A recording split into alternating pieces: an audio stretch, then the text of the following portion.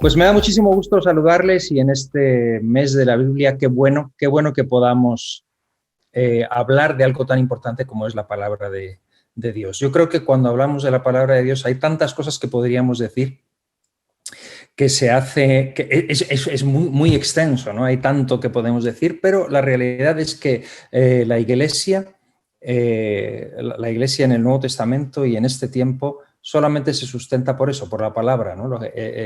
Vivimos, como decía Juan Carlos, un tiempo en el que hay tanta tendencia a lo emocional o a las sensaciones o a los sentimientos que tiene la gente, que a veces eso ha llegado en algunos momentos a estar por encima de la palabra, ¿no? Incluso también después el conocimiento, ¿no? o la ciencia. Estamos en un tiempo en el que de una forma u otra la palabra está siendo atacada. Y a mí me gustaría hablar y leer hoy algo que dice el apóstol Pablo en Primera de Corintios, en el capítulo 1, en el versículo 18. Me llama muchísimo siempre la atención, es algo tan maravilloso lo que dice el apóstol, creo que lo debemos tomar para nosotros. Él dice, porque la palabra de la cruz es locura a los que se pierden, pero a los que se salvan, esto es a nosotros, es poder de Dios. Porque está escrito, destruiré la sabiduría de los sabios y desecharé el entendimiento de los entendidos. ¿Dónde está el sabio? ¿Dónde está el escriba? ¿Dónde está el disputador de este siglo? ¿No ha elegido Dios la sabiduría del mundo? Pues ya que en la sabiduría de Dios el mundo no conoció a Dios, mediante la sabiduría agradó a Dios salvar a los creyentes por la locura de la predicación. Porque los judíos piden señales y los griegos buscan sabiduría, pero nosotros predicamos a Cristo crucificado, para los judíos ciertamente tropezadero y para los gentiles locura, más para los llamados, así judíos como griegos, Cristo poder de Dios y sabiduría de Dios. Porque lo insensato de Dios es más sabio que los hombres y lo débil de Dios es más fuerte que los hombres. Y después continúa diciendo, mirad, hermanos, vuestra vocación, que no sois muchos sabios, según la carne, ni muchos poderosos, ni muchos nobles, sino que lo necio del mundo escogió Dios para avergonzar a los sabios, y lo débil del mundo escogió Dios para avergonzar a lo fuerte. Y lo vil del mundo y lo menospreciado escogió Dios, y lo que no es, para deshacer, a fin de que nadie se jacte en su presencia. Me llama mucho la atención estas palabras que son dirigidas por Pablo a los corintios y cuando pasamos al capítulo 2, Pablo continúa diciendo, mis hermanos, cuando fui a vosotros para anunciaros el testimonio de Dios, no fui con excelencia de palabras o sabiduría, porque me propuse no saber entre vosotros cosa alguna, sino a Cristo, a Jesucristo y a este crucificado. Me llama la atención porque Pablo, justo cuando llegó a donde estaban cuando llegó a Corinto, a predicar el evangelio a estos hermanos, venía de Atenas, y en Atenas él había tenido una experiencia muy interesante. Pablo era un hombre muy instruido. Pablo era un hombre que tenía mucha sabiduría. Yo creo que es el más instruido de todos los apóstoles. Los discípulos de Jesús no tenían esa formación que tenía el apóstol Pablo. De hecho, cuando los escuchaban hablar, les oían que eran galileos. Eso era casi como una especie de dialecto que tenían, como gente que hablaba de la provincia, ¿no? Llegaban y no tenían, los reconocían y dice claramente en la palabra que eran gente del vulgo, eran personas del vulgo. Y los reconocían que habían estado con Jesús, porque era un poco esa sensación de dónde tienen esta sabiduría, porque el Espíritu se la daba. Pero Pablo era un hombre instruido. Pablo era un hombre que había sido instruido a los pies de Gamaliel y que conocía la palabra de Dios bien, conocía la teología de los hebreos, pero también había sido instruido como griego. Entonces conocía a los poetas griegos, conocía a los literatos, era capaz de citar a los filósofos, y cuando llega a Atenas se da cuenta de que la gente está tan enfrascada en saber algo nuevo. Dice que los atenienses solamente estaban interesados en escuchar algo nuevo. Así que Pablo entró de alguna forma con esa sabiduría de Dios, se fue al Areópago, porque dice que su espíritu se enardecía porque veía a la ciudad entregada a la idolatría, y llegó en Atenas, fue al Areópago, donde la gente se reunía, porque eso era lo que estaba de moda. Eso era lo que realmente llegaba a las personas, a hablar de cosas nuevas. Y entonces estaban muy interesados en escuchar a los epicúreos, los estoicos. Y Pablo es capaz de citar a sus filósofos y Pablo es capaz de elaborar un discurso que atrae a esta gente. Y llega al Areópago él solo y ve una inscripción. Qué listo era Pablo, qué sabiduría tan tremenda. Ve una inscripción al Dios no conocido. Y entonces les dice, ok, como ellos estaban interesados en cosas nuevas, él dice, a este Dios veo varones que ustedes son muy religiosos, donde cualquier otro se hubiera puesto a reprender demonios y espíritus e idolatría. Pablo dice, con qué respeto les dice, con qué sabiduría, veo que son muy religiosos y he encontrado esta inscripción al Dios no conocido. Muy bien, a este Dios de ustedes, al no conocido, porque tienen ustedes muchos dioses que conocen, pero al no conocido es al que yo vengo a anunciarles. Y entonces consiguió que atendieran a su palabra, a su predicación, y comenzó a hablarles del Dios no conocido para ellos, y empieza a hablar del Señor, empieza a hablar del Creador del cielo y de la tierra, empieza a hacer todo un discurso desde el principio de la creación, a traerlo hasta que tarde o temprano, la situación es la siguiente: Pablo está tratando de apelar al conocimiento de ellos, está tratando de apelar a algo que cautive su interés para atraer la audiencia de la gente, y lo consigue. Y les habla del Dios no conocido, esto atrae su atención, pero por más vueltas que Pablo dé, por más vueltas que al final tiene que llegar a Cristo, tiene que llegar a la palabra de Dios, tiene que llegar a Jesús, que es la palabra encarnada, tiene que llegar al tema de la resurrección. Y sucede esto, que cuando llega al tema que no puede eludir, porque cuando predicamos el Evangelio de Jesucristo, por más vueltas que demos, al final no podemos eludir la verdad de que Cristo Jesús vino al mundo a salvar a los pecadores, la verdad del Evangelio y la verdad de la resurrección. Ahí los atenienses le dijeron, ok, de eso de la resurrección ya te escucharemos otro día, ya te escucharemos en otro momento, ya tendremos más tiempo para escucharte, pero hoy no. Entonces ahí perdieron el interés, y Pablo se dio cuenta de que mientras daba vueltas y les daba lo que quería, lo que ellos querían, tenía su interés, pero cuando entraba realmente a la resurrección perdió el interés de ellos. Y aún así, por el poder de la acción, allí en Atenas surgió una iglesia. Y yo creo que Pablo aprendió una lección. Yo creo que es muy sabio lo que él hizo, pero él aprendió una lección.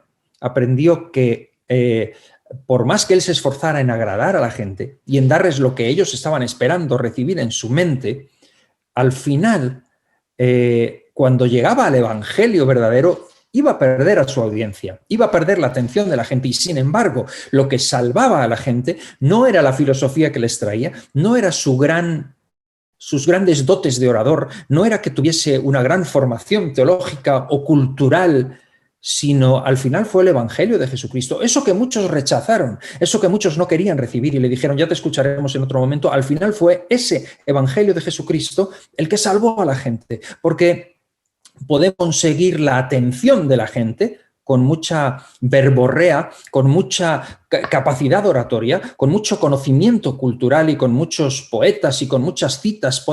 Podemos atraer a la gente, podemos conseguir su aprobación. Lo que no conseguiremos nunca es salvar a un corazón perdido, sino es con el Evangelio de Jesucristo, con la palabra de Dios. Por lo tanto, cuando ahora leemos esto en Corintios, en 1 Corintios en el capítulo 2, Pablo viene de Atenas. Y parece como si hubiese aprendido algo, porque él dice, cuando salió de Atenas, fue a Corinto, y él dice, cuando llegué a ustedes, hermanos, cuando llegué a Corinto, me propuse no saber nada. En Atenas yo sabía mucho, en Atenas yo sabía de los poetas, en Atenas yo sabía citar a los epicúreos, a los estoicos, a todos los grandes, y conseguía la atención de la gente, pero cuando llegué a Corinto, me propuse no saber nada, me propuse ser un analfabeto, me propuse no saber nada, excepto a Jesucristo y a este crucificado, para que su fe no esté basada en filosofías, ni en sutilezas, ni en historias, ni en sabiduría humana, sino en el poder de Dios y en la palabra de Dios. De algún modo creo que Pablo hizo el recorrido y la experiencia de que lo verdaderamente relevante era la palabra de Dios. Y llegado a este punto, hay algo en mi corazón que late me salvó no fue la filosofía de nadie, no fue la sabiduría de nadie, lo que me salvó fue la gracia de Jesucristo. Lo que me salvó fue el amor de Jesucristo, el sacrificio de Jesús en la cruz y la palabra de la cruz, que es locura para los que se pierden. Pero para mí fue salvación, porque para los que se salvan, a nosotros es poder de Dios para salvación. Por lo tanto, ¿qué otra cosa podemos hacer nosotros? ¿En qué otra cosa deberíamos nosotros darnos como hijos de Dios, como cristianos y como iglesia? Cuando se nos habla de ser la luz del mundo y la sal de la tierra, ¿qué creemos? ¿Qué creemos que es la sal de la tierra o la luz del mundo? ¿Nuestro carisma? ¿Nuestro talento? ¿Nuestras capacidades?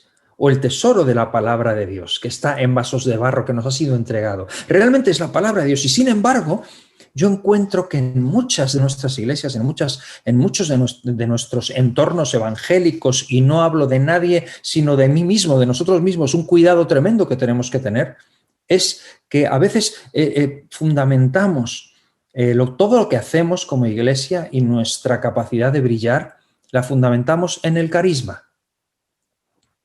Y cuando digo esto, pienso en un pastor, una experiencia personal, un pastor que me llamó en una ocasión con esa ética pastoral, me dijo, mira, estas personas, y me citó a unas personas que conozco, que han estado tiempo en nuestra iglesia, bajo nuestro ministerio, músicos fabulosos, gente que sabe tocar muy bien y que saben dirigir la alabanza y que saben cantar, y me dijo, oye, que te llamo porque están viniendo a mi iglesia y yo sé que tú los formaste, yo sé que son tuyos, yo sé que te pertenecen. Con qué cariño, con qué buen corazón este pastor me llamaba y me decía, mira, están viniendo y yo pues son joyas, o sea, los puedo usar, pero yo sé que son de tu iglesia y salieron de allí y creo que no salieron muy bien y yo creo que si tú los llamaras, porque ellos... Y yo creo que si pudieras llamarlos, porque son muy útiles, son gente que realmente tienen mucho talento.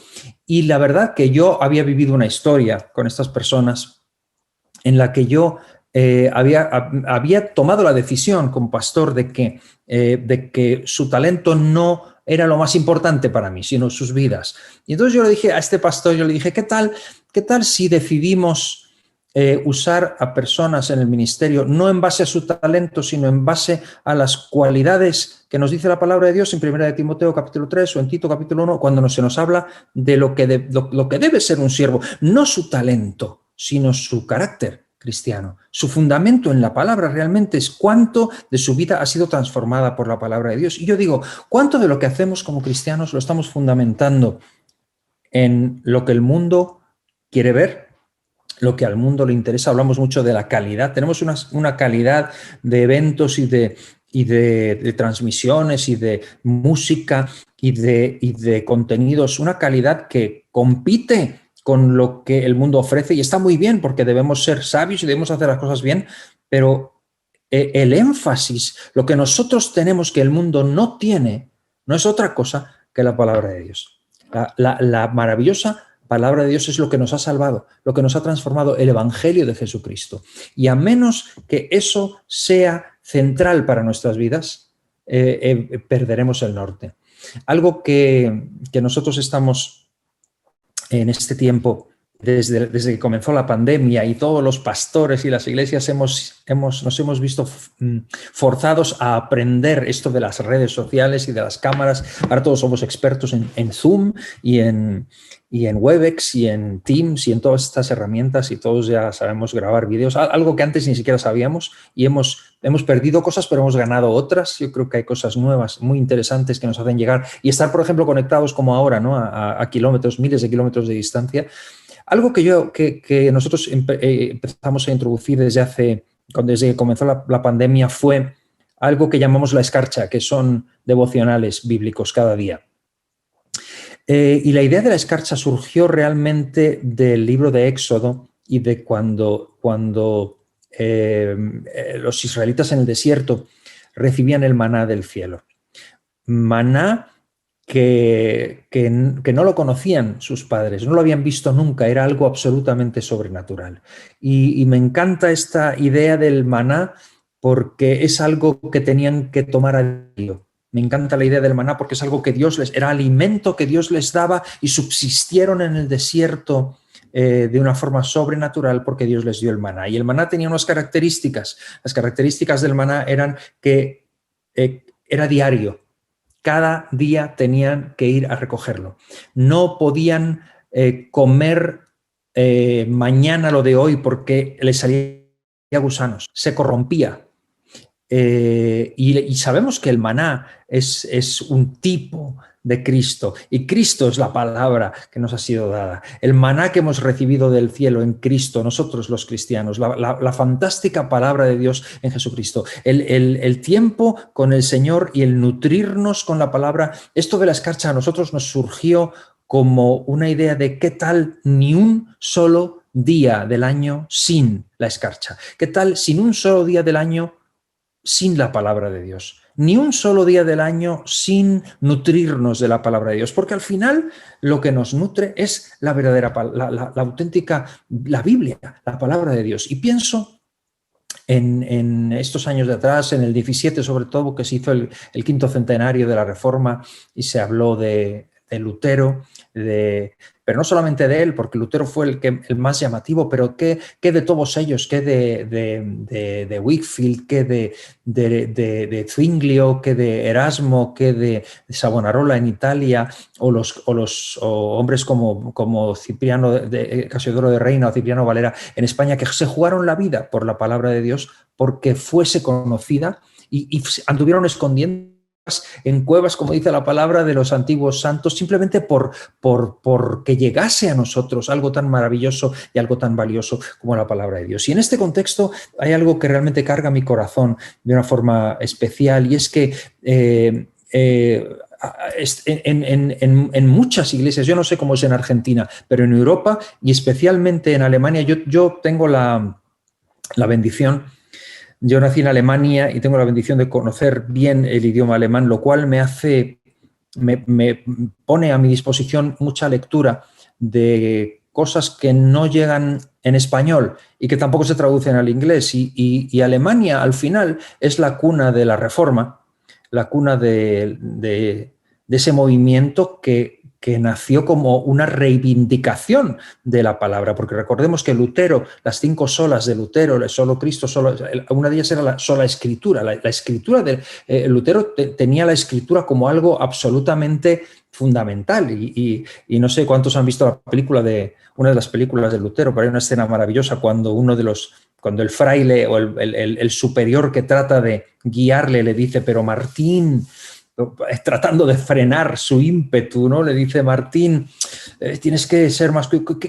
Esto de cómo vamos a darle la palabra, porque él se empeñaba en traducir la palabra del latín al alemán, a la lengua del pueblo, y este monje le decía: pero ¿qué crees que pasará si le diéramos la sagrada palabra al vulgo, al pueblo llano? Y Lutero decía: pues tendríamos más cristianos, Señor, tendríamos más cristianos, porque al final lo que convierte los corazones es la palabra. Y estos hombres se jugaron la vida porque la palabra llegase al pueblo.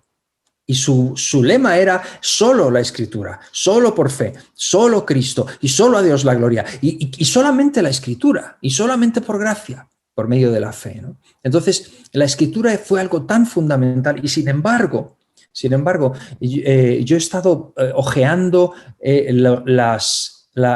los escritos que se han hecho en el quinto centenario de Lutero, en 2017, en Alemania. La Iglesia Reformada y la Iglesia Luterana en Alemania ha dejado escritas cosas como que la palabra de Dios ya no puede ser considerada igual que cuando en tiempos de Lutero.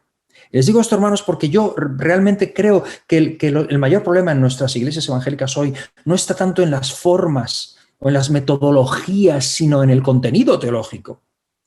Porque formas podemos tener muchas, y con esto me refiero concretamente a la palabra de Dios. Yo creo que la palabra de Dios está siendo atacada de una manera tremenda, cada vez mayor, cada vez con más virulencia. Está siendo desplazada de su lugar preeminente, y su autoridad y la autenticidad de la palabra de Dios está siendo puesta cada vez más en tela de juicio. Y mi opinión personal es que la predicación de la palabra de Dios tiene que estar en el centro de nuestros cultos, en el centro de nuestras reuniones, en el culto a Dios. lo central no debe ser la música, no debe ser las representaciones, no debe ser el carisma de las personas, sino la verdadera y la auténtica predicación de la palabra de Dios. Y esto, mis hermanos, desde la reforma de Lutero, la Biblia se puso en el centro de nuestros cultos, como pasaba en Hechos, que dice que perseveraban en la doctrina, y sin embargo, en este tiempo estamos viendo que se sustituye, y ya no digo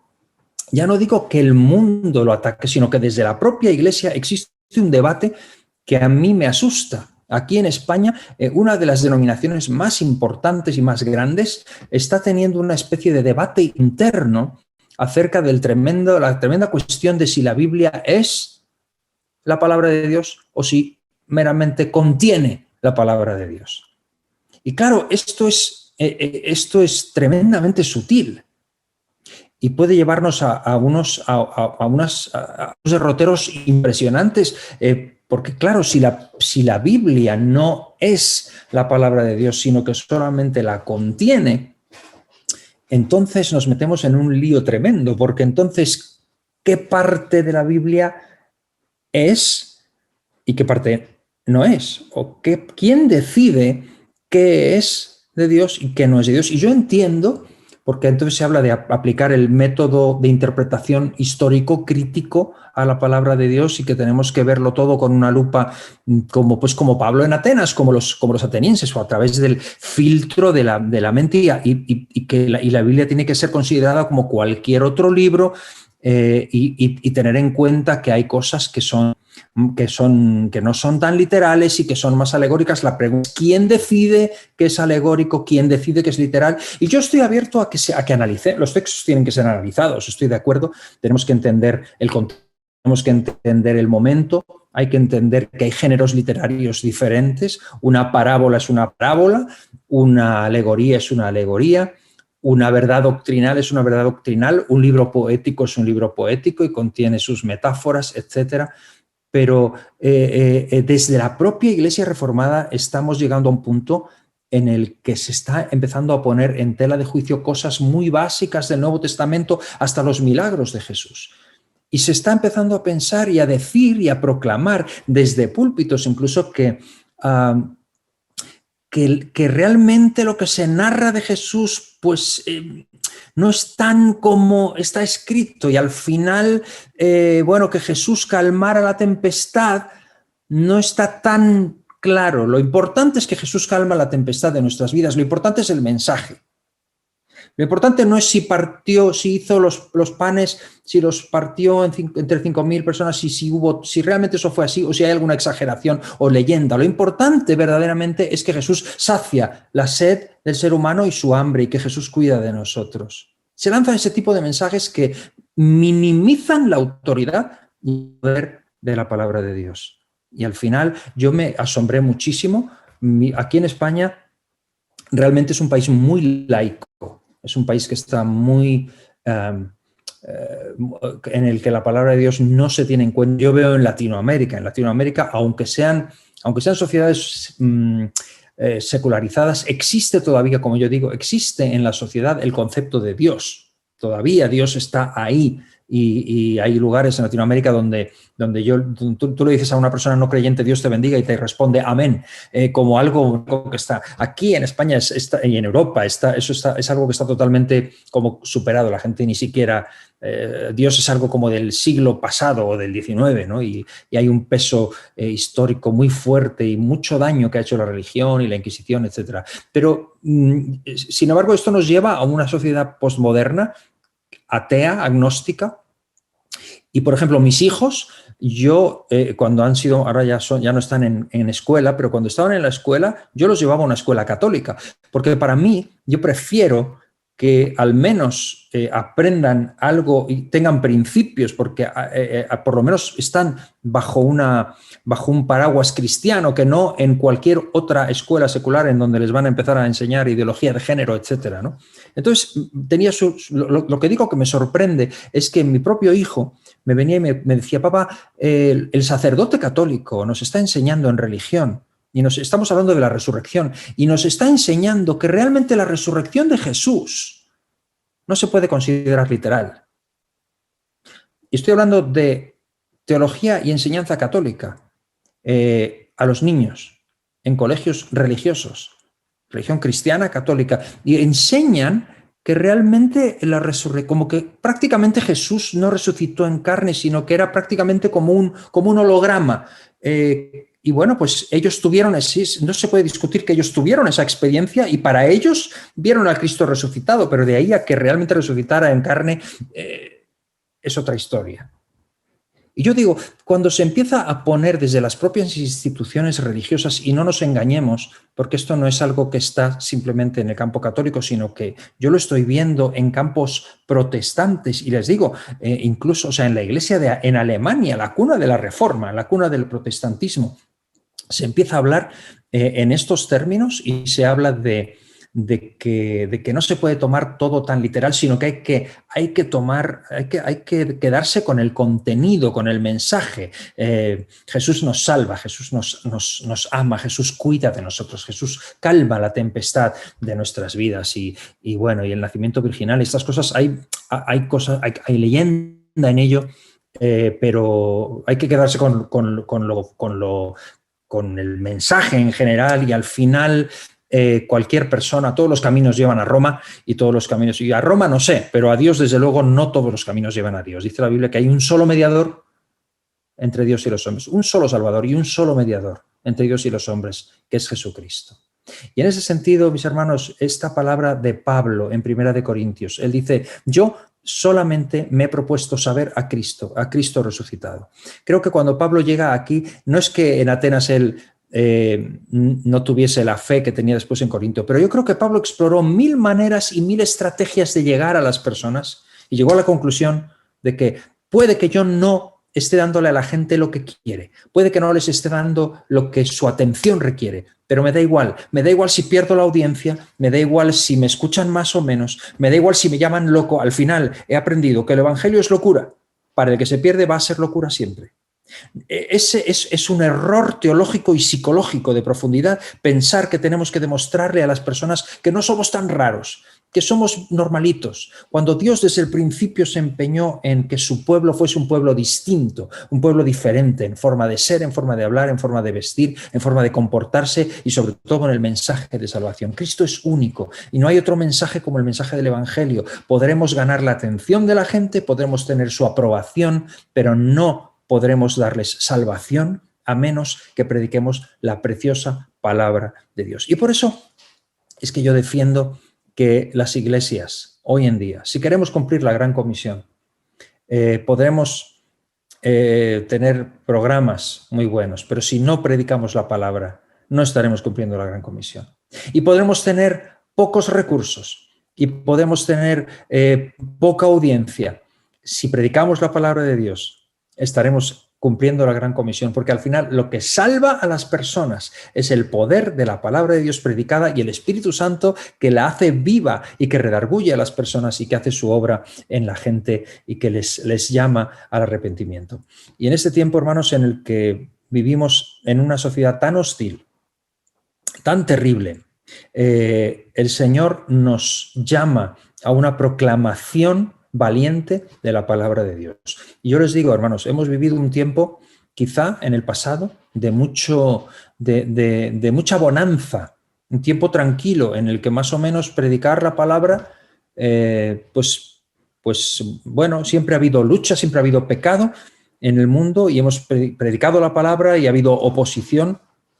Pero ahora vivimos más, pero no sé, había cosas que había un acuerdo, la sociedad, la escuela, las autoridades, todos estaban de acuerdo al menos en que hay un Dios, en que hay un orden, hay un hombre, Dios ha creado a un hombre, a una mujer, hay una serie de cosas, la autoridad que está por encima de nosotros, una serie de principios fundamentales que hoy se han roto. Y yo les dejo, hermanos, en esta conferencia con el Salmo 11, que es un salmo que para mí es un salmo en el que cuando el salmista dice, en Jehová he confiado. ¿Cómo decís a mi alma que escape al monte cual ave? En Jehová he confiado. ¿Cómo decís a mi alma que escape al monte cual ave. Y entonces el versículo 3, el Salmo 11, el versículo 3 dice esta pregunta: si fueren destruidos los fundamentos, ¿qué ha de hacer justo? Y yo creo que vivimos un tiempo en el que los fundamentos están siendo destruidos. Estamos viviendo un tiempo en el que se llama a lo malo bueno y a lo bueno malo. Y se le ha dado la vuelta a todo. La familia no es lo que era. Las personas pueden escoger el género, no en base a su biología, sino en base a lo que crean y a lo que sientan. Se les enseña a los niños esto, se les inculca. Y cualquiera que proclama la verdad bíblica de Dios es un anacrónico, es un antisocial y es perseguido. Y esto hace que la Iglesia, en lugares como en Europa, a veces dé un paso atrás y trate de racionalizar la palabra y bajarla a un nivel en el que la gente pueda entenderla, y entonces los milagros de Cristo son demasiado chocantes, las verdades bíblicas son demasiado chocantes, tenemos que rebajarlas un poquito para no ser tan ofensivos a la gente, cuando la realidad es que el Evangelio de Jesucristo es una ofensa. El Evangelio de Jesucristo es una ofensa al ser humano. Dice que estamos perdidos y que necesitamos un Salvador. Y si nosotros queremos quitarle la ofensa al Evangelio, si le quitamos la ofensa a la cruz, le quitamos el poder, no podemos quitarle la ofensa. Y si por ser bien recibidos y por no ser perseguidos le rebajamos al mensaje, entonces estamos rebajando el Evangelio y no estamos cumpliendo la gran comisión. Si fueron destruidos los fundamentos, ¿qué ha de hacer el justo? Dice el Salmo: Jehová está en su santo templo, Jehová tiene el cielo su trono, sus ojos ven, sus párpados examinan a los hijos de los hombres, Jehová prueba al justo. En otras palabras, Jehová sigue siendo el mismo, Jehová sigue estando en su trono, el Señor sigue siendo el mismo ayer, hoy y por los siglos. Su palabra es inmutable. Y si nosotros vamos a aflojar en este tiempo en el que predicar la palabra de Dios nos puede traer problemas, entonces no estaremos cumpliendo con la gran comisión. Y quiero dejarles y terminar con un recuerdo para nuestros hermanos que siguen a Jesucristo y que proclaman su palabra en el mundo musulmán. Tengo que confesarles, hermanos, que pocas cosas aumentan mi fe y reactivan mi fe tanto como los testimonios que escucho de gente que están en el mundo musulmán y que están en iglesias perseguidas. He visto imágenes, he visto cosas, porque a veces hablamos de avivamiento y se nos llena la boca hablando de avivamiento. Y hablamos de avivamiento porque escuchamos de cosas que han pasado en el país donde han sucedido grandes cosas y todos deseamos esas grandes cosas. Y miramos ahí y queremos importar esos avivamientos y queremos grandes cosas y somos capaces a veces de pagar cualquier precio con tal de traernos ese tipo de éxito, porque tenemos esa cultura del éxito y somos resultadistas. Miramos mucho en esa dirección, pero no hemos mirado mucho en esta otra dirección donde están nuestros hermanos que los están decapitando. No hay éxito. Los están decapitando, los están matando, los están torturando, están quemando a gente viva y eso no sale tanto en las noticias. Vi unas imágenes de como 30 hombres de color siendo ajusticiados y siendo ametrallados en la cabeza en un país musulmán junto a una playa por haberse hecho cristianos. Y digo hombres de color porque no vi que asociaciones como Black Lives Matter, estos que hablan tanto de la liberación de la gente negra, ahí nadie dijo nada y eran negros. Quiero decir que todas las sociedades que hablan mucho de derechos sociales y nada más que tienen intereses políticos, pero en realidad nadie defiende a estas personas que están predicando el Evangelio y que cuando escucho sus testimonios me llenan de fe, porque cuando nosotros oramos por la iglesia perseguida, ellos nos pasan motivos de oración. ¿Y sabes cuáles son sus motivos de oración? Sus motivos de oración no son: hermanos, oren por nosotros para que este régimen político desaparezca, oren por nosotros para que no nos encuentren, oren para que no nos maten, oren para que cese esta presión tan grande. No dicen eso. Dicen lo que decía la iglesia primitiva en Hechos, en el capítulo 4, cuando dice: Señor, mira sus amenazas y concede a tus siervos que con todo denuedo prediquen tu palabra. Concédenos que con todo denuedo persecución prediquemos tu palabra, mientras que tú extiendes tu mano, haces señales y prodigios mediante el nombre de tu Hijo Jesucristo. Entonces, no están orando para que cese la persecución, están pidiendo oración para que su fe no falle y para que con gozo, con alegría, aún en medio de la prueba, sigan predicando el nombre de Jesucristo. ¿Qué fue lo que hizo la iglesia primitiva? Pedro y Juan predican y son detenidos y son azotados. Y hermanos, eso no fue una regañina, eso realmente fue que sus espaldas sangraron y regresaron con las heridas. Y dice la palabra, regresaron felices y gozosos de haber sido tenidos por dignos de sufrir afrenta y ser golpeados por el Evangelio. En otras palabras, enseñaban sus cicatrices. Cualquiera de nosotros diría lo contrario, diría, uy, lo lamento, oh, qué horror, qué dolor, déjame que vamos a ver si no tendrás fiebre, hermano, de verdad lo siento, cuánto lo lamento, qué horror. Pero estos no, estos se felicitaban, wow, felicidades, has sufrido por el Evangelio, has sido golpeado por Cristo, por predicar su palabra. Y les dijeron, les prohibieron hablar en el nombre de Cristo, pero ellos decían, es que no hay otro nombre. Juzguen ustedes si tenemos que hacer lo que dice Dios o lo que dicen los hombres. Juzguen ustedes a quién vamos a hacer caso, si a Dios y a los hombres.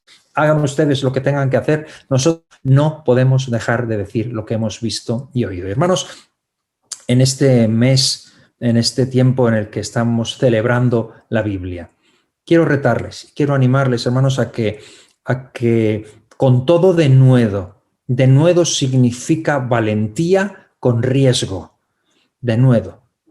Con todo denuedo hablemos la palabra de Dios. No se trata de hacer un concurso a ver quién lee más páginas de la Biblia en menos tiempo. Se trata de vivir la palabra y proclamar la palabra en una sociedad que no quiere oír la palabra, en una sociedad que te va a insultar. A lo mejor no nos van a cortar la cabeza.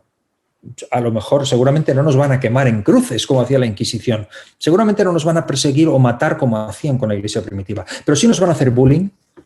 Sí nos van a mirar mal, sí van a tratar de echarnos a un lado o dejarnos sin trabajo o perjudicarnos, sí van a tratar de llamarnos, como pasa aquí en España y como hemos tenido que escuchar a nuestros gobernantes decir que los hijos no son de los padres, que son del Estado, porque el Estado quiere inculcarles su filosofía y si un padre les habla de lo que es la familia cristiana y el matrimonio cristiano bíblico, acusan a los padres de estar enseñando a los hijos un discurso del odio y de la homofobia y cosas, o sea, llamando a lo bueno malo, a lo malo bueno y dándole la vuelta, y muchos se acobardan y dejan de predicar la palabra y dicen, bueno, tenemos que rebajar un poco esto para que la gente lo entienda. Yo les animo en el mes de la Biblia, no rebajes, no trates de rebajar la Biblia a tu nivel, al contrario, sube tu nivel al nivel de la Biblia, porque eso es lo que nos va a dar la vida. Lo que nos ha salvado es el maravilloso, el glorioso Evangelio de Jesucristo.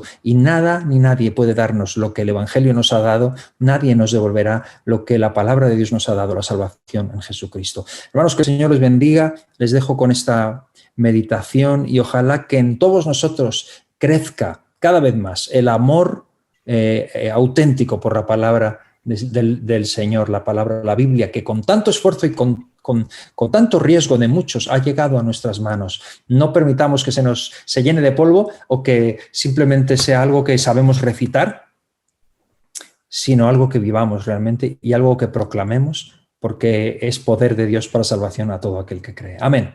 Dios los bendiga.